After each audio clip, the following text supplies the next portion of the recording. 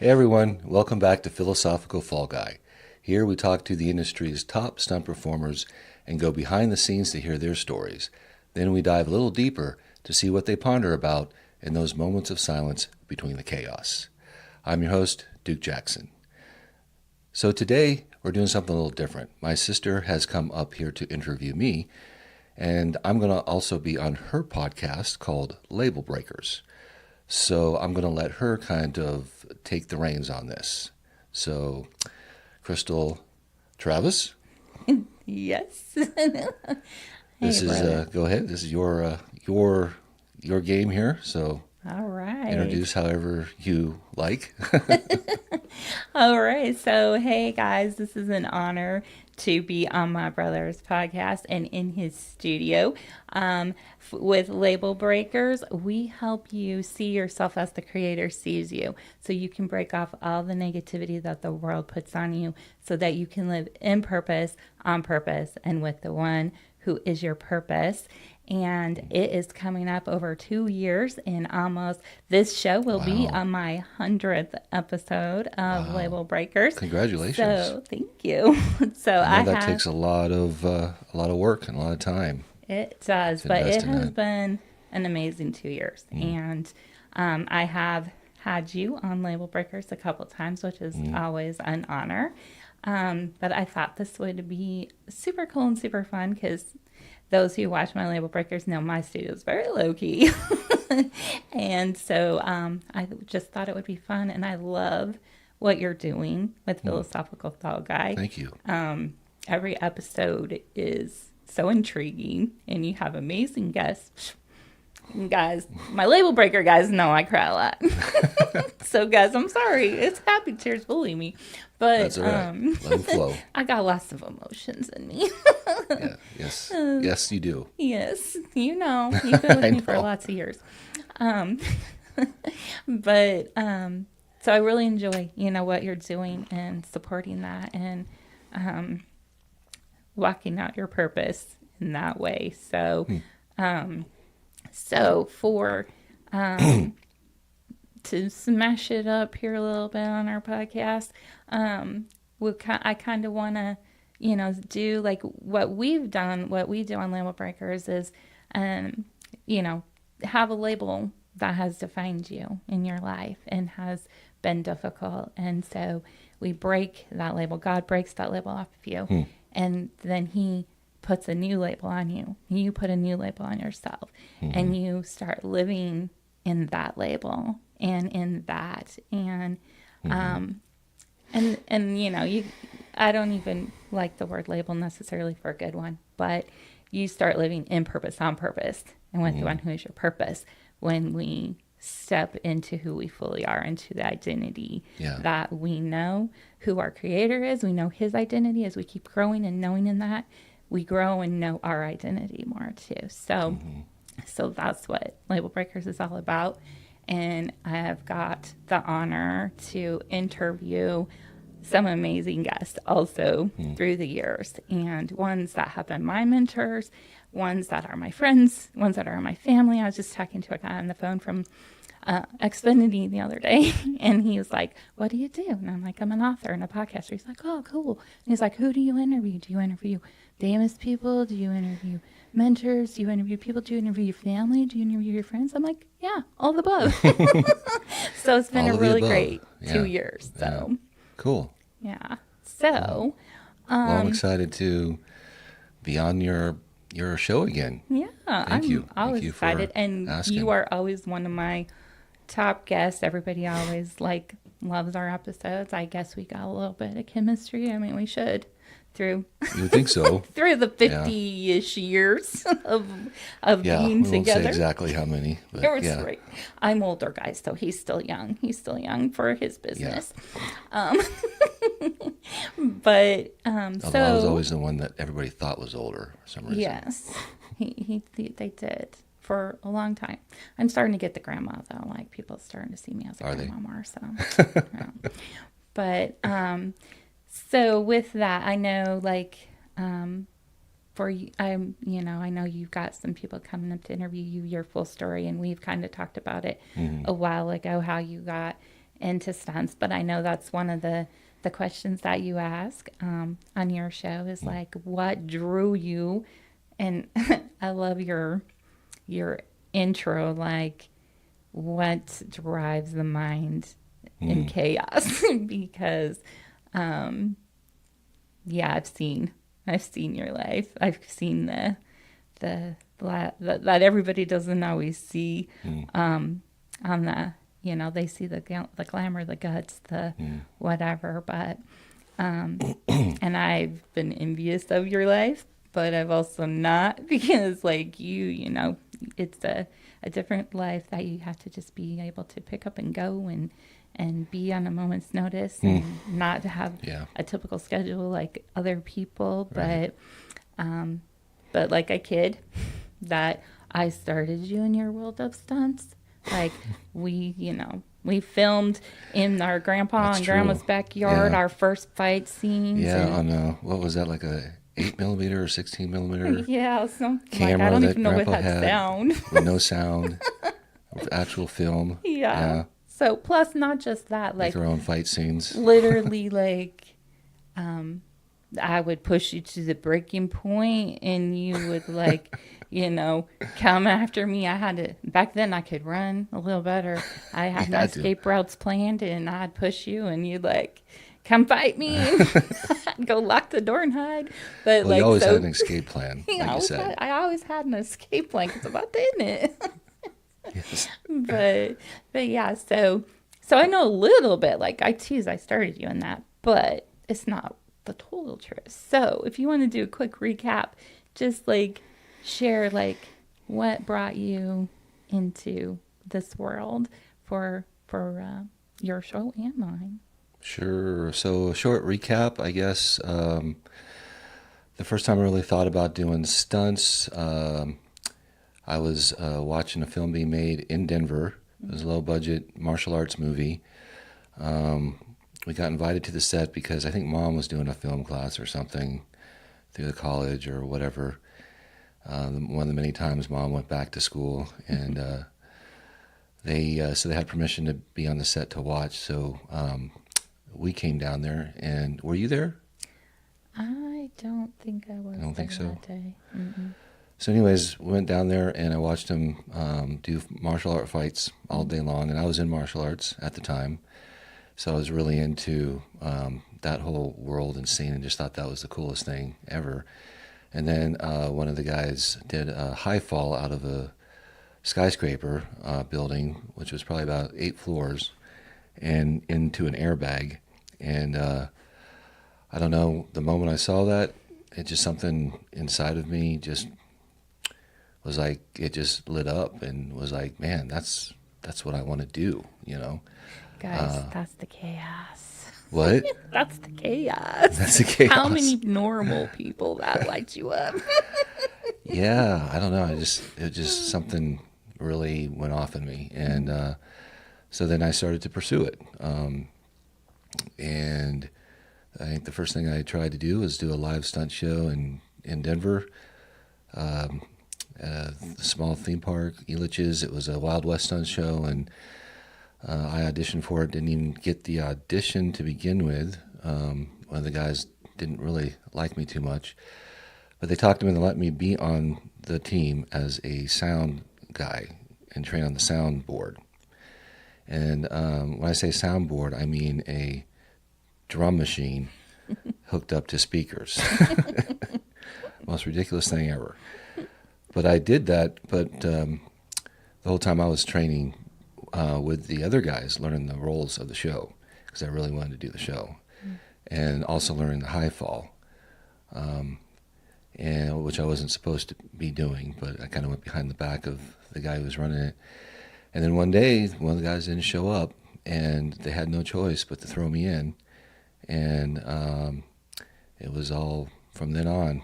It was full on. I fell in love with performing, and once I got up on stage, they saw that I actually had a pretty good job, so I kept performing, and then just chasing it after that. Went to New Mexico to chase it, and got my SAG card on the Cowboy Way, acting, not stunts. And then I got flown over to Taiwan and did live shows over there, and came back and was doing a live show again in Colorado, the same theme park, and a movie crew just happened to show up and decided they were going to shoot the next Three Ninjas movie there, and that we would be perfect for a part of the movie. So got thrown into that, and decided I wanted to move to LA and tried to make it, which didn't work out very well. Hustled and tried my hardest, but couldn't really get anything. And I got back into live shows, so I went to Japan and was over there for quite a few years doing live shows, and then went back to California, got back into the live shows. I'm talking like, Universal Studios and Knott's Berry Farm, Magic Mountain, Disney, all of those places, and just kept at the live shows and trying to hustle and meet people that were actually working in the film business, and was getting a few things here and there slowly, but it was a long road until I came out to Atlanta in early 2014, and they were looking for stunt performers because there wasn't a lot here at the time, and I started working pretty consistently in the movies and TV shows that were being shot out here. Got on Hunger Games, the Mockingjay one, right away, and then after meeting people and training with them, started getting hired quite a bit, and kind of got me to where I am now. So yeah, I know. Following your journey along, and I almost but we have 4 kids, so that going out to watch you in the live shows, like, that was a highlight of their life. Like when we, went out there the 4th of July that one year and watched you, and we got to go backstage, and we got to meet all the performers at Knott's Berry Farm and see all that. And they thought that was the best. And then we went to Universal and got to go in special to the Water World show and get special seats and meet all the cast. The pre-seating and meet everybody. Oh, this is so cool. Felt like special, like you're pretty special, huh? Yeah, everybody. We were like, oh, look at us, like, wow. So that was super fun. But, and then, like, when you moved out here and started getting, a lot more work and doing things, and you were in every one of our favorite shows that we were, favorite movies, favorite TV shows. Well, that was when Walking Dead was really big. Walking Dead, you guys were really into Walking Dead, and I worked quite a bit on that. Yeah. So yeah, we lived. Did you ever go? We used to go to that bar downtown. Yeah. The Diesel and watch them. Yeah, watch the episodes of Well, Walking Dead. we went there. Me and Jeff went there with you one time and watched one of the. I forget. It was one of the bigger episodes that was coming out, and was that the one where they killed everybody? No, because that one we had just moved to Tennessee, and we weren't sure how we were gonna be able to watch that, but we knew you were on it too. Plus, we were huge Walking Dead fans before you even got in Walking Dead, but then that just added to the amazement of it, So we actually, they did a showed it at the factory in Franklin, which is one of our favorite things. And so we watched it out in the courtyard, and they had zombies walking around. Oh, really? And they had the Talking Dead. They had a live thing after. Yeah, where they would talk about it afterwards. Yeah, talk about it there. Yeah. It was a whole big deal, man. That was a big deal. That one was a big deal. So it was, I forget. That show was so popular. Yeah. It really was. They kind of messed up when they did all that. Is they kind of lost a little bit of popularity after that. But it's still. I mean, I guess it's still going. We haven't continued watching all the spin-offs, but I kind of lost track after a while. Yeah, too many. So you being in that, and I would tease him, guys.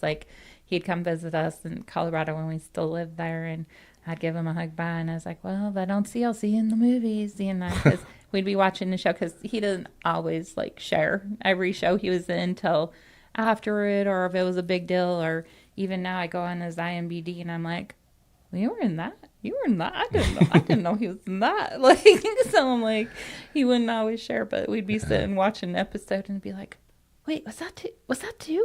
Rewind it. Yeah, most of the time Pause it's it. pretty Is quick, that or two? I'm doubling somebody, you can't really tell. So, Not yeah, always, but I mean, we recognized you, or when you're doubling people we didn't yeah. know, but it was you specific, until you told us that. Wait, I doubled The one I Daniel got the Craig, most or texts and phone calls and everything was from Stranger Things. oh, That was the one that people recognized me oh because yeah, that was a big one. I was like on the screen for like seemed like 2 minutes. Yeah, Just me basically. your pedophile face. The bus scene. That's what everybody says. No, but it was like, yeah, no, that was a It big was an deal. FBI agent. I know Okay. he was an FBI. Lots of times, my poor brother, like, I've seen you die way too many times, like, so many times, like, it's not good to Yeah. see your brother die so many times, but Well, that's my job. but you're here and alive, so Yeah. thank God. But yeah, our he's always the bad guy, guys. Like, most of the time, he's the bad guy. Seems like it. Yeah. And so, Typically, or even doubling the bad guy. Yeah. But guys, he's a really, really good guy. So, it's not typecasting for him at all. It's not. I guess. He can do That's the right. angry eye good. So It's acting. it's acting. so so so I was just kind of thinking, like, I know you've gone through like a lot. You've played a lot of roles. So you've had a lot of labels put on you like that, like the bad guy, which you're not a bad guy, but you've played that a lot. And so what is, like, we've talked kind of personally before about some labels that God's removed off of you, but even through this industry and having that, even though it's acting, because I know I like acting too. I haven't done it like you, but I did it through college, and I love doing plays, and Mom's always done plays.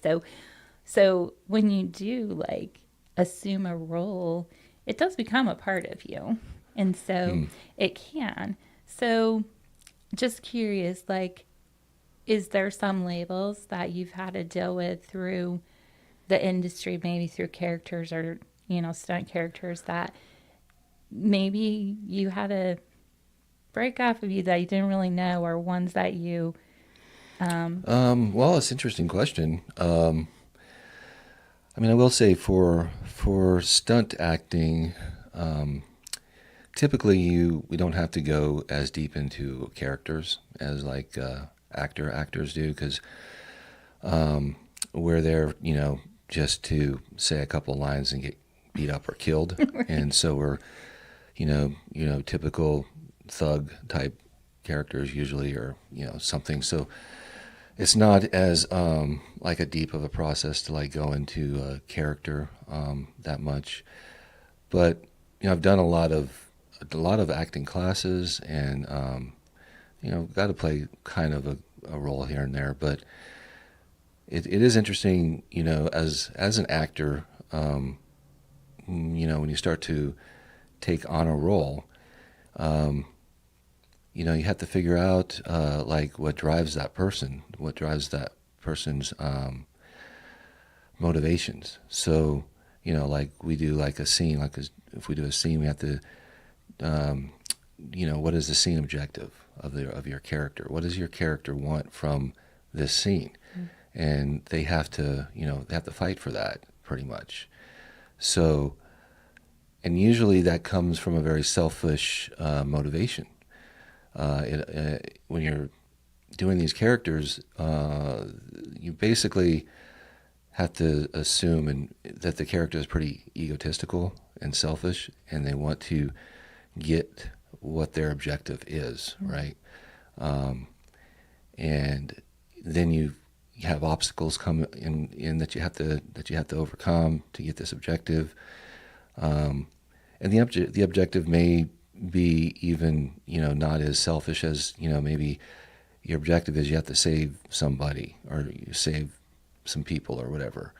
So you do kind of go into that process of having to think, okay, what do I want, and how am I going to get it? What am I willing to do, and how am I going to convince that other actor, that other scene partner that you're with, to give me what I want? And from seeing that, I kind of realized that we do that in real life. We're usually not as intentional, though. If we were more intentional, we would probably see a lot better results in life. But a lot of it is subconscious. Sometimes we're not completely conscious of what our objective is, what we want from life, what we're here to do, and we're just kind of drifting.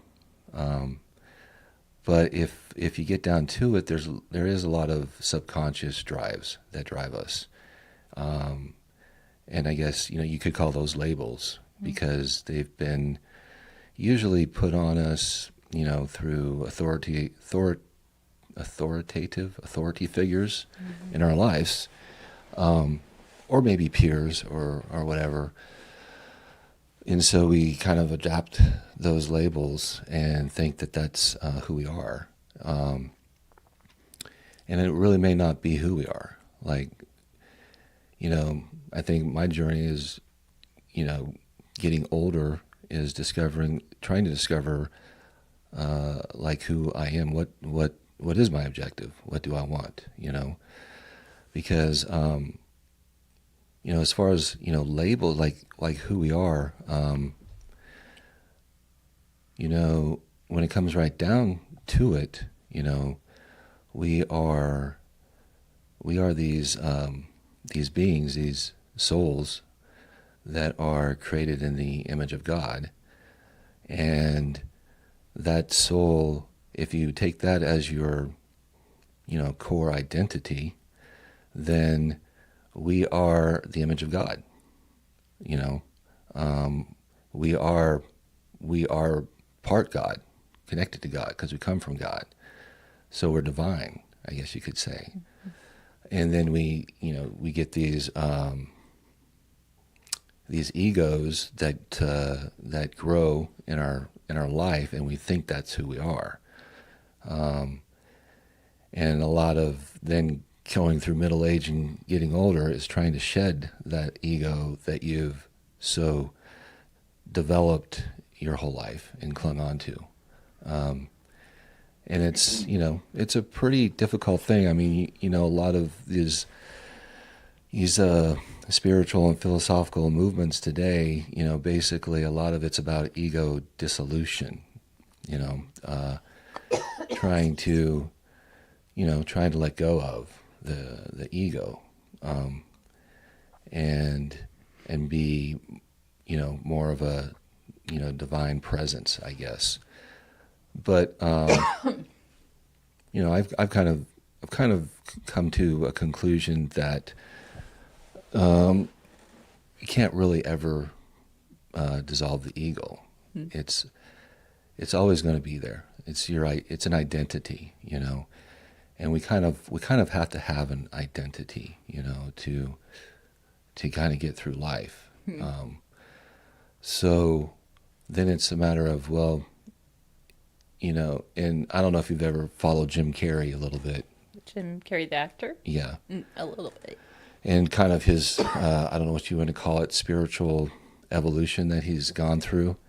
Because it's very, very interesting, because, when he went and played these roles, he got so into it that he lost himself. Yeah. Especially like when he was doing Andy Kaufman and some of those other roles, and then he was like, well, then who is Jim Carrey, really? If he can be lost, then who is he, So that gives us some power.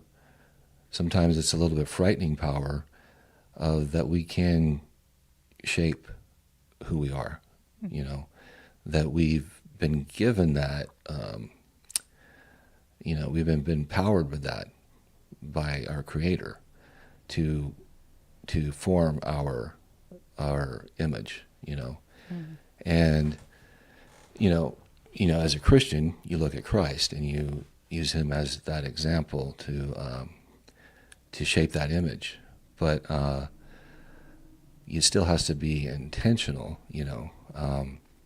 when you're doing it. And, that can be difficult, I find that old patterns and things, they just come automatic. They're like this, the default mode network where they just, boom, they're there. That's how you're thinking. That's how you're processing. And it takes a lot of awareness to be able to step back and recognize that, okay, that's an old pattern that's trying to keep coming and run the program, and to step away from it and be like, okay, I can actually not have to run that program, even though it's hard, but if you're aware, it is possible for us to do. And I think, for me, like what's really been helpful is the breath, because, in the scripture, if I'm talking too much, just interrupt. No, you can. I'm just trying not to cough. I got a tickle in my throat. Okay. In scripture, there's a lot of references to breath, and how, even when God created man, he breathed the breath of life into him. When he created the animals, he said he breathed the soul into the animals. And, I got to thinking about that. I'm like, the breath isn't just metaphorically the spirit. It's literally the spirit. Yeah, well, I mean, the Yahweh is breath. It's Yah. The very name of God. It's the name of God, and it's every breath that we take. We're speaking the name of God, no matter who you are with your breath. So like, I agree, breath is key. I know, we've kind of talked about it too, where we've been on similar journeys but different paths to get to the spot. And so breath work has been huge in my journey also. In more run in the Christian circles, a lot is going around now, and a lot of people I know and hang out with, but the popular term is deconstruction. You're deconstructing everything you've known. I like the term better, reconstructing, because you can, when you deconstruct, you destroy. So sometimes we need to take it down to the foundation, but we don't have to destroy everything, and so you take it down, but you can reconstruct. You take it down to the core, the foundation, and then you reconstruct from there with different things. And so, so I'm with you on that, like, been on that journey, how important it is. And I believe it's super important to be a label breaker, because then you're taking it down. Like you said, we're made in the image of God.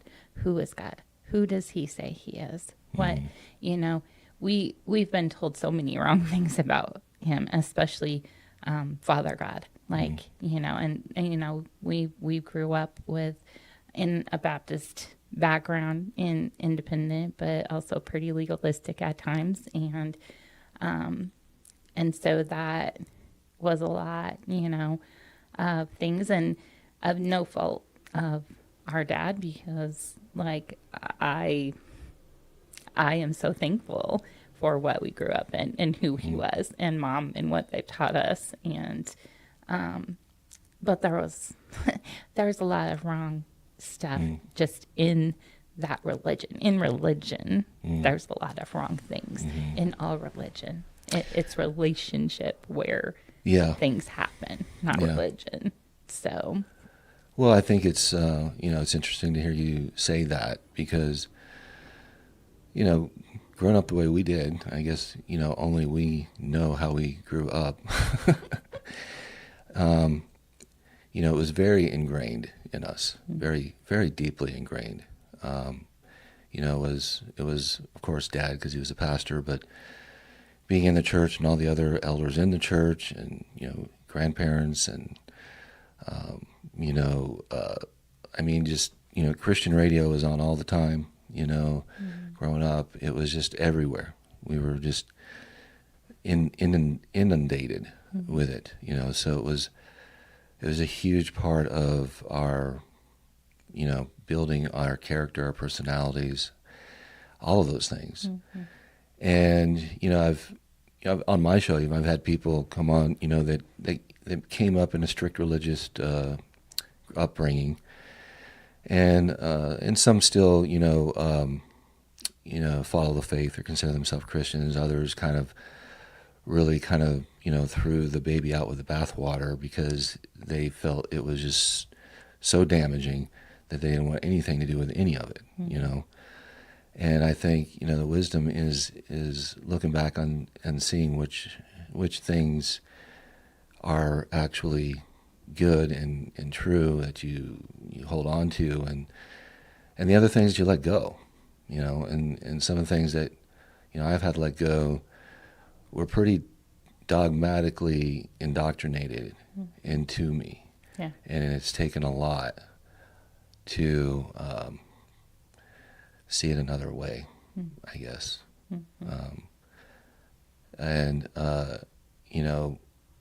Like for me, I guess, as you talk about labels, coming up in the church, you get labeled a sinner over and over and over. And, you first get that label at a very young age. Young enough to where most of us haven't done anything that bad. I mean, there's exceptions, of course, but... like your sister trying to kill you with books when you were a baby, when you were your kid. Yes, like that. But I mean, as a kid, you do things like you might tell a fib or a lie or cheat a little or something, but most of that is trying to stay out of trouble or trying to protect yourself or, survival in some aspect. And your little mind just comes up with a way to try and get out of the situation, I was so much better at that than you. And Duke was, when he was little, he was so good. So good. That's why he's labeled a bad guy. I would try to get out of punishment so much, and Duke would just remind him, no, I gotta be punished. What, are you crazy? Yes, I was a little martyr growing up. But that was because I carried around such guilt. That guilt. Yeah. Even at a very young age. Guilt and shame. So, I felt basically by being born, I was already guilty. Just by being... well, I told you that. Huh? I told you that. Yeah, you probably did. Sorry, Duke. It was my fault. Forgive me. I repent. Why were you born? I don't need you. Wow, this is going to be a therapy session. Okay. This is a little off the subject, but I saw a meme the other day. A little girl, her little brother was born. They were holding him in the hospital. And she's like, why do you need him? You don't need him. You have me. You don't need him. I was like, wow, I think I probably told that to you. Well, yeah, I mean, being the firstborn, I think it's got to be tough because you got all the attention. You were the center of the universe for I loved it. Year or two. I loved being the center of the universe. And all of a sudden, I come along and your universe kind of shifts, So, yeah, I can see how that, would affect you. But I think, a lot of it came from, what I was told, from behind the pulpit in the church and that sort of thing. And even just when we're not at church, it was just all the time reminded. And well, it's a saying that people still say today, like I'm a sinner saved by grace, or I can I'm just a sinner. I'm just a sinner. I'm with you. I hate that word. I hate that word, sinner. And now. and I've even gotten this conversation with Mom, I think, a couple times about it. And I used to say, well, the Bible doesn't really say we're sinners; it just says we sinned. Mm-hmm. And then there might have been some scriptures I found that might use the word sinner. Now I can't remember, but it doesn't matter. It's the same thing. You sinned. That's the thing, But it's kind of like you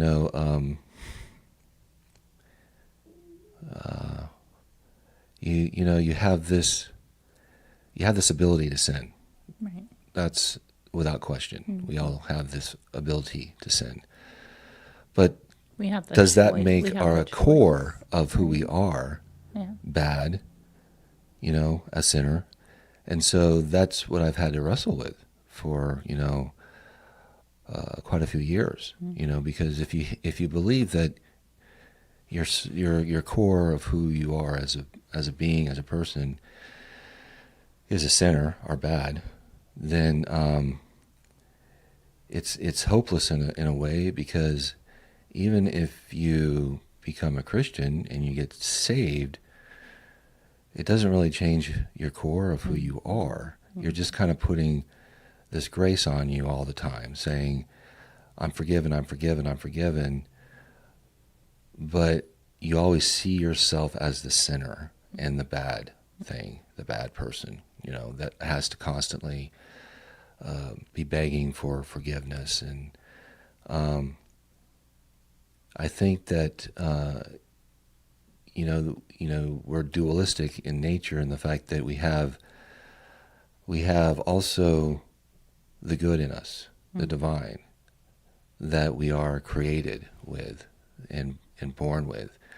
And if we didn't have that, then we would have no desire to be good anyways, or recognition of what is bad, because you would be bad. You wouldn't care about ever being good, right?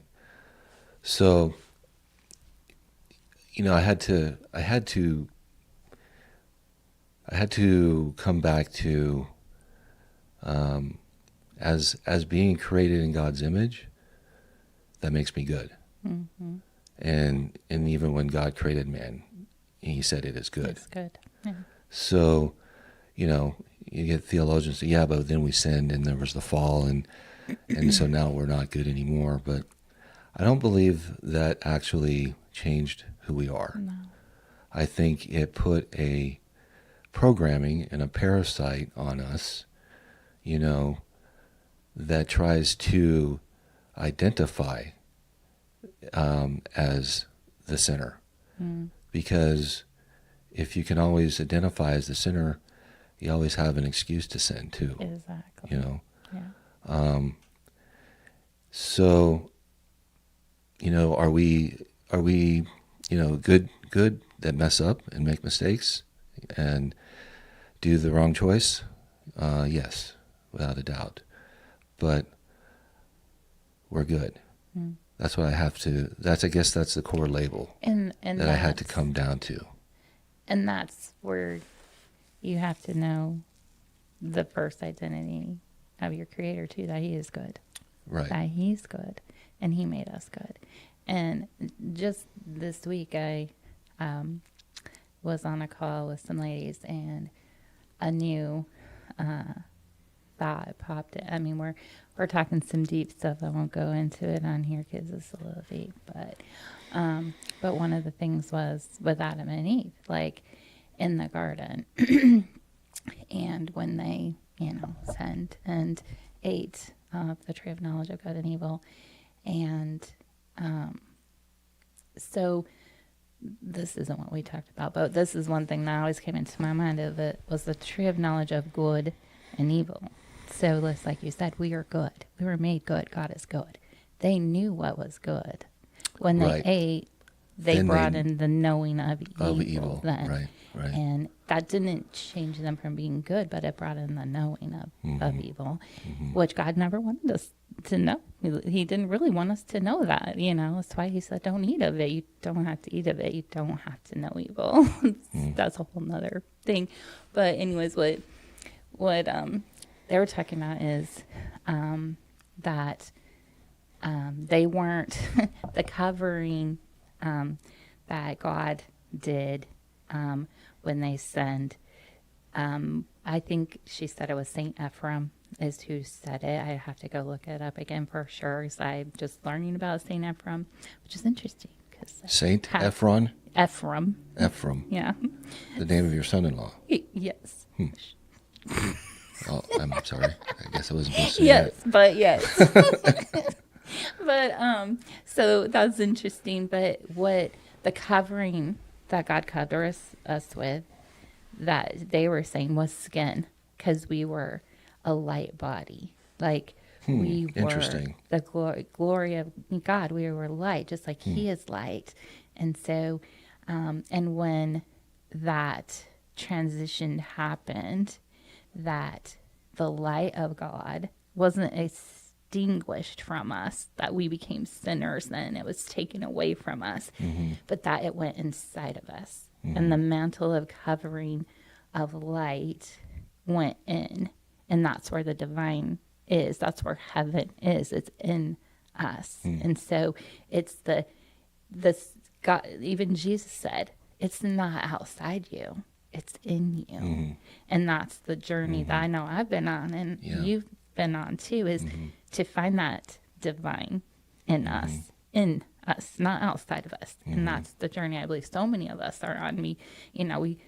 So many are doing breath work, doing meditations, doing all the things, and we keep it on the external. I mean, breath work brings it in. A lot of that stuff does bring it in, but it brings it in while you're doing it in the moment, and it's hard to keep it all the time, to walk in that presence all the time, which He is our presence. And well, that you mentioned that, I just wanted to kind of mention, I've done different, some breath things and some retreats and some meditation retreats and stuff. And the one thing that it's really trying to teach you is to bring your awareness to your breath, like all of your awareness, to the point where your mind isn't focusing on anything else except your breath. And when that happens, it's a funny thing that happens, because you just feel so free, and you feel so light. And I remember when I was doing the retreat, we had to breathe, focus breathing through our nose. And you actually, a lot of times when you do breath work, they're doing this hard, laborious kind of breath, But this breath work was basically trying to breathe as little as possible, almost. It's like trying to do the most fragile, just in and out breath that you can, and to focus on that sensation of the breath going in and out of your nose. And you get, for no better word, you kind of get high from it, actually. You feel just this great sensation, around your nose and even into your forehead, and it kind of radiates, and you feel kind of blissful, basically. I think is the best word, is blissful. And I realized that's the presence of God that we're experiencing when we experience that. Be still and know. Huh? Be still and know that I am God. Yes. Yeah. And unfortunately, I think it's something that got lost in the Western world. I think it was, a part of religion, back in Jesus' day. Even I think, the Essenes and a lot of those people practiced that sort of thing. But then somehow, 300-400 years go by, and the focus is all switched to story and dogma and theology and real head-heavy stuff. And we got away from the mystical, experiential part of Christianity. And we lost that. And, for me to kind of get that back again, I had to go away from Christianity. Because there was, especially back in, like the 80s and 90s and even early 2000s, meditation was inviting the devil in, So, it took me a lot to get over that stipulation and recognize that we were being lied to, and we had lost a very, important and precious part of a practice that God had intended for us to do.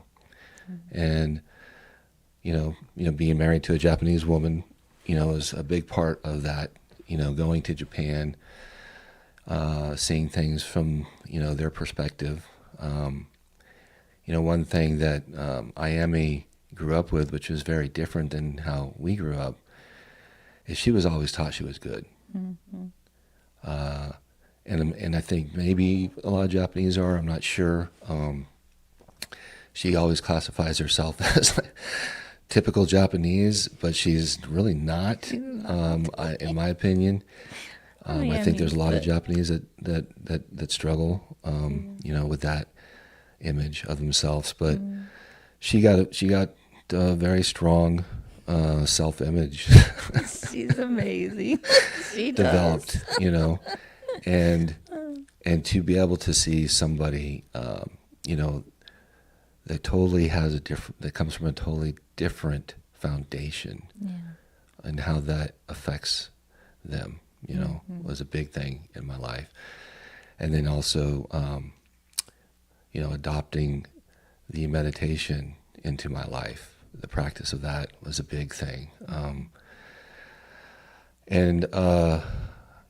wish that our churches actually did it more, I think it's coming. You think? I think because I'm a little more connected and still the Christian circles, like, seeing it from the Christian perspective, and it is becoming more mainstream. More and more are talking about breath, meditation, mystic things, supernatural things, like, things that we always have attributed to the devil, and that only the devil has access to them. Only the devil can use them. If you're using that, then the devil's using you, and you're being used of the devil.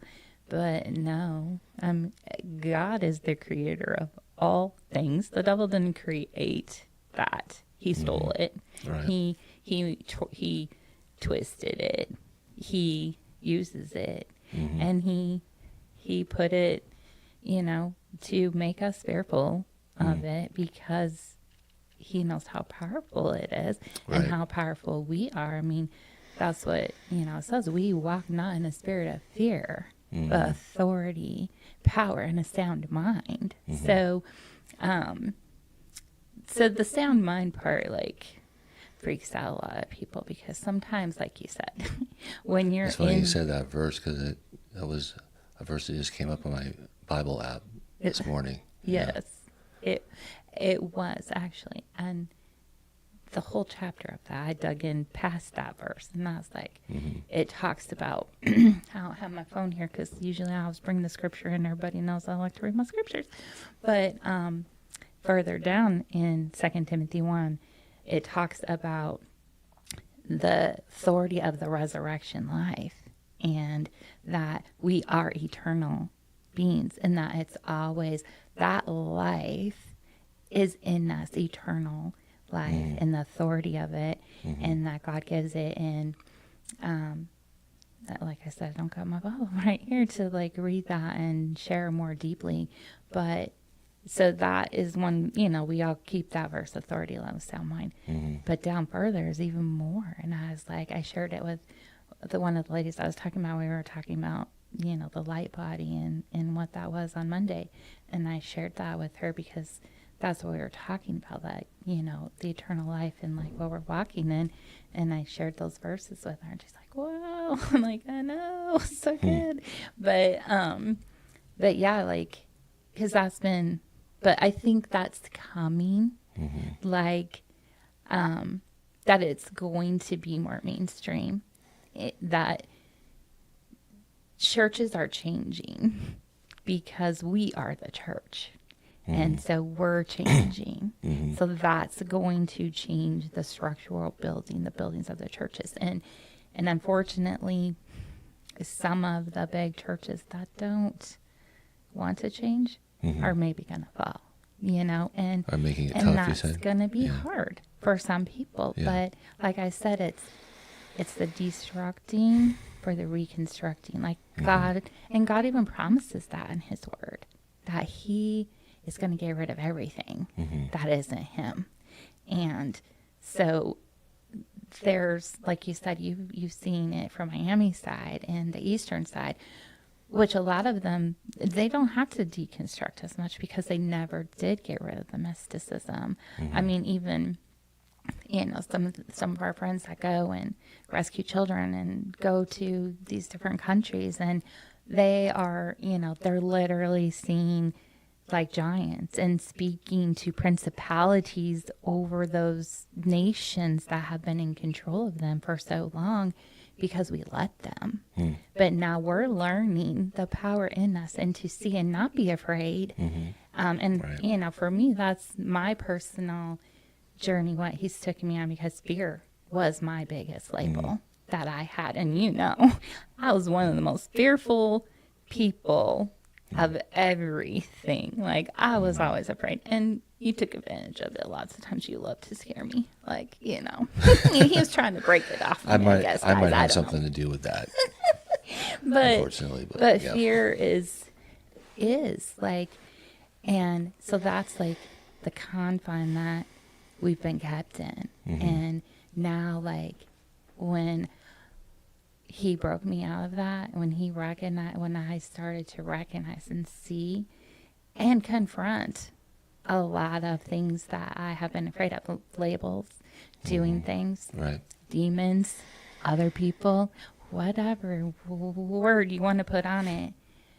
When I started to, recognize who I am, my identity, and who I am, the Right. authority that I have, the Right. power that is in me, Christ the living God is in me, Right. um, And it changed everything. yeah, and a lot has to do with our focus. I was thinking yesterday, and how we have the Holy Trinity in us. We have the Spirit, the breath. We have the Father, the mind. And we have the Son, we have the flesh, the body. And how we should love it. So we're taught to love ourselves. Well, we weren't taught to love ourselves, but people are taught to to love yourself. You got to love yourself, and I believe that's true. And the Bible says, "Love your neighbor as you love yourself." Yeah. So it was like a common, unspoken thing. Yeah, you have to love yourself. Right. Somehow it got put into Christianity that loving yourself is prideful and can lead to, sin, downfall, and pride. But pride is not love. It's not. We mistake it for love, but it's not. And so, loving yourself to me is like, you love your life. Your life is your spirit, right? Your breath. You love it. And taking your attention and focusing on it is loving it, and your mind needs to be focused. That's what our mind is. And our body needs to be respected. So those all three things, consist of loving yourself, and the last one is everything, your whole has to be accepted. So you have to accept everything about yourself, which means the bad things too, because if you keep resisting them and pushing them away, it makes them stronger anyways. They just grow in the dark. So you have to put the light on and accept them. Even my bad parts. You go, okay, that's part of who I am, but it doesn't have to define me. It doesn't have to control me. It doesn't have to be the master. But it is there. It's part of who I am. I have to acknowledge it. That I have these drives or these passions or these desires. And I can't just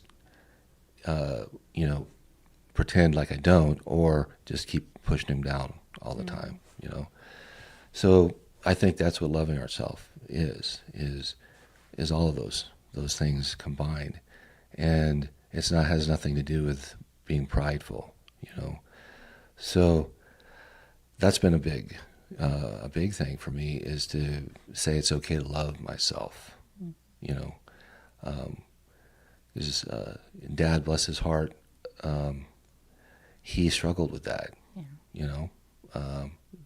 And I even had discussions with him about it, like, yeah, but we should love ourselves. You should love yourself.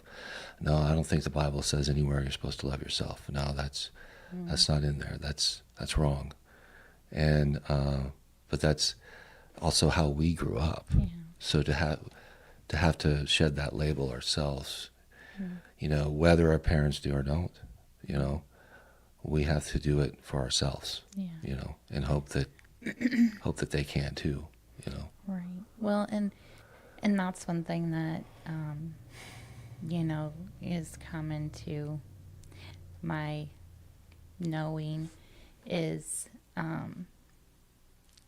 that, and I just actually heard on driving over here, I was listening to a podcast, and he was talking about the iniquities of the father and how they're passed on to the children. And the iniquities, the way he described it was like it's the sins of the father, as they say too, but it's like if the father is addicted to pornography, then that iniquity is passed on to his children through, they were talking about portals and open doors. So it's passed on through that open door to our children and to our line. So, well, I mean, our DNA is a code. Is a code. Is a door. We are a frequency. Our right. DNA is, right. And it's our frequency. So, if frequency, I mean, just like that, like they were talking like, it's an interesting podcast, but frequency opens portals, breath opens portals, technology opens portals. Like there's all these things that open portals. They're a portal. And so like you're talking like with Dad, and that is some of the stuff that I've working in, and this could get real deep, and we're at an hour, so we're gonna have to stop it. Wow, really? Already? But wow. But it was recognizing things that have been passed down through our DNA to me that I've taken in unknowingly or knowingly, and then I passed it to my children, and I can see. And so part of now what I'm recognizing, what is in my authority to do, is to change that, to change that in me. Like you said, we start with us, and I've learned to recognize what my body's done, my physical body, to try to protect me through the years, and brought sickness and disease on, but that also that was passed down through my generational line and genes, and I like connected to it too, knowingly and unknowingly. But to stop that, to stop it, and to be thankful, and to, like you said, like change the frequency in me to align with the frequency that's God's original design, like is his original frequency over the whole planet, because his original frequency is that we all live in unity and love, like we're all a family, all of us, you know, like he is a family, like Jesus said, I'm in the Father and the Father is in me and I am in you, and we're all in each other. So to live in that, and as a parent, to recognize the responsibility now that no, like I don't agree to passing that down to my kids, because then the other side of that is the promise that his love and his goodness and his provision and his abundance and his life is to just thousands of generations. The iniquities passed down to 7, I think it says, but the promise of his goodness is to thousands of generations. And so that's, you know, what I'm learning, reconstructing to live in that promise, that goodness, and not pass down that other anymore. And I see the hope of that, because I know, like I said, our journey, you know, we've gone different paths, but we're at the same center. You know, we're at the same center. So, and there's one of my favorite people says that there is billions of ways to Jesus, because there's billions of us on the planet. So there's billions of ways to Jesus, but there's only one, like Jesus, and that's where we all will all eventually get there, because that's his promise. That's his original intent. That's his original creation design, is where all will get to that point. Whether you choose, I mean, this is but I know we've both changed our opinion on hell, and even where heaven is now. But you like you said, it's your focus. You focusing on heaven? Are you focusing on hell? Right. What focus are you going to choose? And we can live in it in the now. Like the podcast that just released this week, I'm talking about rest, and it's the promise of rest for today. Today's the day. Well, today. you know, I was going to add a couple of things. You know, when I started going through this, 2 books kind of came to me at the same time. I kind of read them simultaneously. And one of them you gave me by Ted Decker. And was it called The Way? The Way of Love. The Forgotten Way. The first one was The Forgotten Way. The Forgotten Way. The Forgotten Way. And then another one was called The Power of Now by Eckhart Tolle. Or Tolle, I don't know how it says. But anyways, so I read them simultaneously. And, you know, Ted Decker comes from a very Christian perspective, even though what he talks about, a lot of orthodoxy Christianity would probably not accept. Exactly. They call him a heretic. Right. Yeah. And Eckhart, he comes from a pure, like, experiential, mystical perspective of just what he experienced and how he kind of got to where he was. Although he mentions Jesus a lot in his book, but how they were really saying the same thing. And how basically that is that the kingdom of heaven is here and now. And you're never going to leave the here and now. Because whenever you're thinking about the past, you're thinking about the past in the here and now. And you'll never be in the future. You can think about the future in the here and now. When the future comes, it will be the here and now. So why not just live in the here and the now fully? You know, which is it's such a difficult thing in our culture to do. It's a construct that we totally, you know, got out of. And I think, I went back to Europe recently. I went to Italy and got to walk around these beautiful cathedrals and museums and see all this magnificent, amazing Renaissance art all over the place, and these paintings of angels and God and heaven and hell, and they're beautiful. But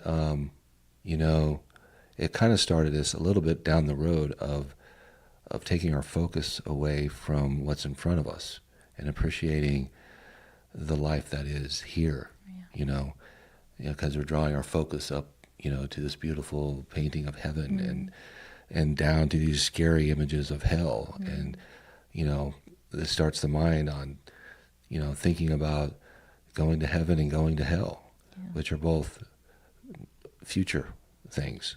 They're not here now. Unless we make them. Huh? Unless we make them. We make our life heaven or hell. Then you here. end up creating either heaven or hell here. Yeah. But I think, for me, like being taught, a lot of the very scary, heavy, fire and brimstone messages, it made me focus on hell. Yeah. Fearful of it, of course, and trying, your hardest to keep everybody from going there. But you feel this, this huge obligation, this huge pressure, this huge fear. A lot of guilt and shame if you don't tell somebody. A lot of guilt and shame if you don't, or if you didn't do it correctly, or, even to the point where you'll just blurt it out in an inappropriate, awkward way just to Make get all it your out friends there that come spend the because night you ask did your Jesus duty. and they're hurt. Huh? Make all your friends that come spend the night ask Jesus in their heart before they're allowed to stay at your house. Exactly. Line them up. Repeat after me.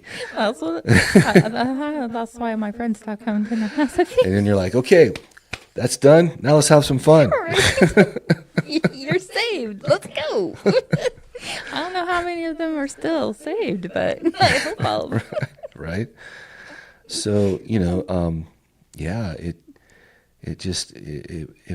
put a huge burden on us, and I don't think that it was ever the intention of Jesus, to do. I mean, my mind could never reconcile it that a loving God would send everyone to hell forever, and that if you didn't make that choice before you died on this earth plane, you were doomed for eternity. Like your 70, 80, 100 years, if you're lucky, determines your whole eternity. Yeah. And so my brain could never reconcile that with the good God. So the way how could you ever do enough bad things in one limited lifetime to be punished for an eternity? Yeah, and I would always be like, well, God, like I know, I trust you. Like I don't believe that you're gonna let anybody go to hell that's seeking you. Like however they're seeking you, whatever they call you, you're not gonna send anybody to hell because you're a good God, you're a loving God. That's who you are to me. So that's how I always reconciled it in my mind, but it didn't take away the guilt and shame of not telling people, because that was one thing Dad was great at, was being natural, but telling everybody about Jesus wherever he went and offering the opportunity to know him. And he did that everywhere easily all the time. And I, like me and Mom talked about it, like even joining all the network marketing groups and all the things. And it's like, how can I push this product, this thing, like to tell everybody, like that's the basis of network marketing. Right. How can I do that with a product, but I can't do it with Jesus? Like, if I'm not willing to like share that Jesus so boldly, like a product, then I'm not doing what I'm supposed to do. Like, I'm disappointing him. That was one thing, The Forgotten Way. That book, like, I highly recommend it to everyone. I passed out 1 million copies to people, read it, I don't even, over 50 times, still pick it up and read it. But what it showed me in there was, one, that God is never disappointed in us. Like, we can't do anything that he doesn't know we're going to do in our life, like, already. There, like, Psalms 139 is our label breaker psalm, and it says, you can't go into the depths of hell. You can't go into heaven. You can't fly into the sun. You can't go anywhere. He already knows. And his every thought is of you. And I was like, God's every thought is of me? Like, holy cow. Like, but that was one thing, I could never be disappointed. And that, like, our earthly father, that's one thing that kept me to be good, is I never wanted to disappoint Dad. Like, I never wanted to disappoint him. And I remember one time I was going through a lot of health stuff. There was a lot of stress. There was a lot of things. And I acted out of character for me because my body was whacked out at that time. And there was a lot of chaos going on that day. And I remember Dad telling me he was disappointed in me. And that was the only time he told me it. But it crushed me. It crushed me. And we were actually on our, and I think it crushed him too, you know, but we were actually on our way to Lakeside, which is an amusement park. I remember that day. He was like, you know, whatever too, because I think it crushed him to say that he was disappointed in me.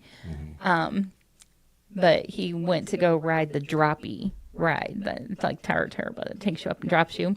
And, you know, he's had heart issues, had this. He wasn't doing good that day, all these things. And I'm like, you booger butt. Like, I'm like, if you're on that ride and you die, your heart stops, and you die saying you're disappointed in me, you're mad at me, and this and that. And I'm like, no. So I, like, go over to him as he's strapped in the rod, and I'm like, I, like, love you. I'm so, you know, like, trying to, like, you think he planned that? Like, whatever peace. Like, if he died on the ride, I was like, my dad ain't gonna die disappointed in me. You know?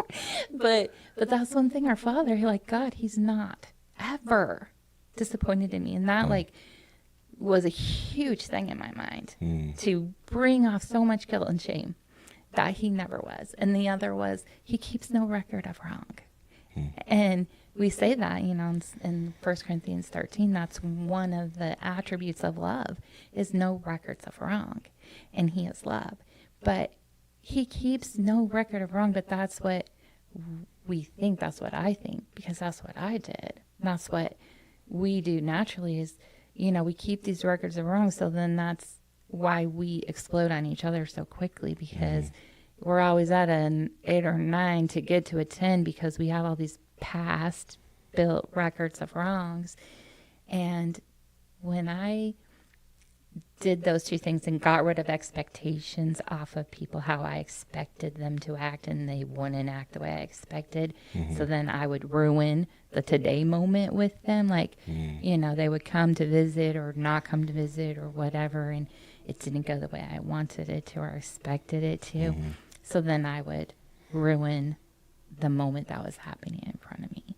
So those 3 things were huge that I learned from reading The Forgotten Way, that started breaking off so many labels off of me, but to live that way with knowing I never can disappoint God, knowing he keeps no record of wrong, and neither should I. So I stopped keeping records of wrong of people too. Like it would hurt. I might keep it for a day or 2 a week, you know, or longer when I was first learning. Now I can get rid of it quicker when people do something that I want to keep a record of wrong of. I'm like, no, like, I don't have to keep it. It's just whatever, let it go. And then to, like you said, live in this moment. What is this moment giving us? Live in this now for however it turns out. Whatever it is, I have no expectation. Like, even starting this, you're like, well, what are we going to talk about? I'm like, we'll see. But, like, just in the moment of now, like not have to plan so much out, And I mean, God does, he says, have a plan and write it down. And I've done all that too. And I believe there's power in that to know. But I also know now, like, how much more freedom and rest I get and not holding that on myself either. Like, I need to do this, or I should have done that, or whatever. And just taking that, just one step. Okay, one step, here's this time. Let's do this time. And yeah, I can have a goal. Like, we have goals for our property to build retreats. We have goals for this. We still work. It's not that we just do nothing, but trying to do it, like I said, when the podcast today, from a place of faith, rest for his promises for today. That's beautiful. Yeah. So with that, we're at 117. Okay. Sounds like a good place. So guys, you're 17. I'm not 17.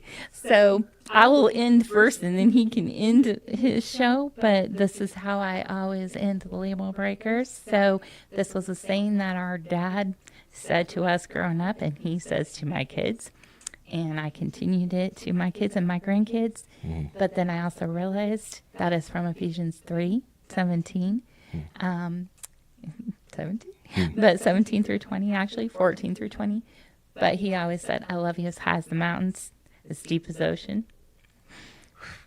Looking at you makes it more meaningful. Wide as the sky, with my whole heart.